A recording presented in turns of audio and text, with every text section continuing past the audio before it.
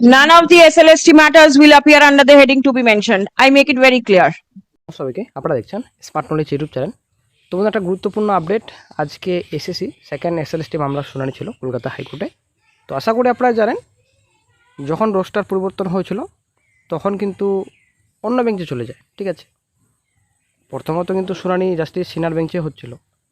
তো দুর্ভাগ্যবশত রোস্টার পরিবর্তন হওয়ার পর আলাদা বেঞ্চে চলে যায়। তারপর শুনানি হয়, যদিও অতটা শুনানি হয়নি, কিছুটা হয়তো শুনানি হয়েছে। ঠিক আছে, তো ডেটের পর ডেট পড়ে যায়।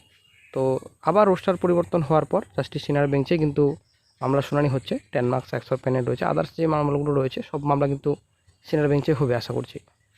তো সেকেন্ড এসএলএসটি প্যানেলের ভবিষ্যৎ কী? আগস্টে কি সত্যি সম্পূর্ণ নিয়োগ প্রসেস কমপ্লিট করতে পারবে রাজ্য সরকার প্লাস কমিশন? আসলে কিন্তু আবারও প্রশ্নবোধক চিহ্ন হয়ে দাঁড়ালো। ঠিক আছে, আজকে যে মামলা শুনানি হলো, তো মেনশন কিন্তু পরবর্তীতে আর হবে না, প্রসেস হয়তো আরও ডিলে হতে পারে। তো শুনানি শুরুতেই জানানো হয় যে বিচারকদের প্যানেল পরিবর্তন করা হয়েছে, কিন্তু একজন আইনজীবী মামলাটি অন্য বেঞ্চে স্থানান্তর বা রিলিজ করতে ঘোর আপত্তি জানান। তার যুক্তি ছিল, আগের মাননীয় বিচারপতি বিষয়টি অনেক সময় নিয়ে বিস্তারিত শুনেছিলেন। তো এক হিসাবে জাস্টিস সিনহা ম্যাডাম এই কেসগুলো বিস্তারিতভাবে শুনেছিলেন, আশা করি আমরা জানি এর আগে। তো পরবর্তীতে রোস্টার পরিবর্তনের ফলে জাস্টিস ঋতব্রত কুমার মিত্র স্যারের বেঞ্চে চলে যায়। তো সেখানে শুনানি হয়নি বললেই চলে, সেটা আপনাদের আগে বলেছি। তাই মনে হয়েছে অ্যাডভোকেট বলতে চেয়েছে ম্যাডামের কথায়, কারণ তিনি এসএসসি মামলাগুলো বিস্তারিতভাবে শুনেছিলেন অনেকটা এর আগে।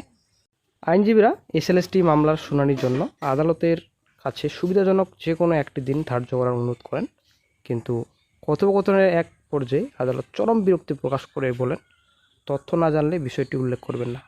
অর্থাৎ এসএসসি বিষয়ক মামলাগুলো আগেই এসএসসি সংক্রান্ত বিষয়ে কোনো প্রাইভেট পার্টিদের মেনশন করার অনুমতি নেই।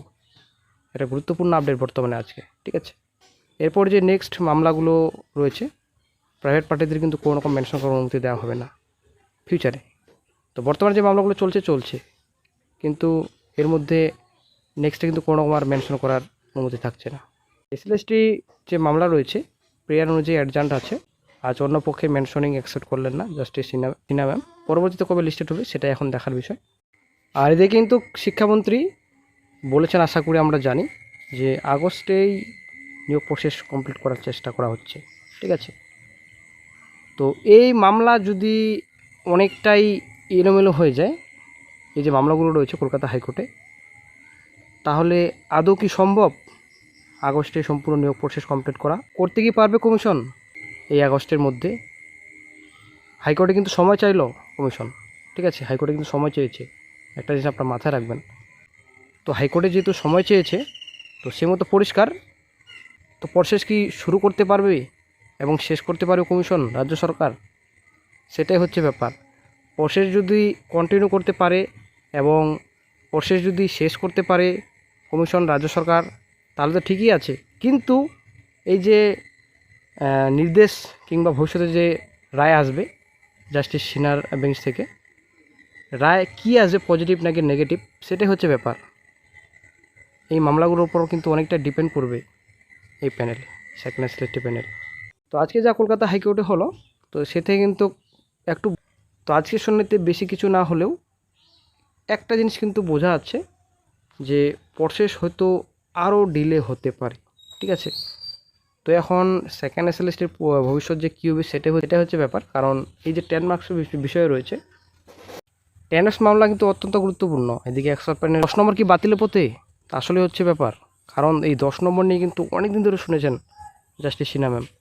তো এই হচ্ছে ব্যাপার, 10 নম্বর যদি বাতিল হয়ে যায় কিংবা ইন্টারভিউ পরে যদি অ্যাড হয় 10 মার্কস, তাহলে কিন্তু অনেকটা সমস্যা পড়বে এই প্যানেল। আগে থেকে কিন্তু আপনাদের বলে আসছে এই ব্যাপারটা।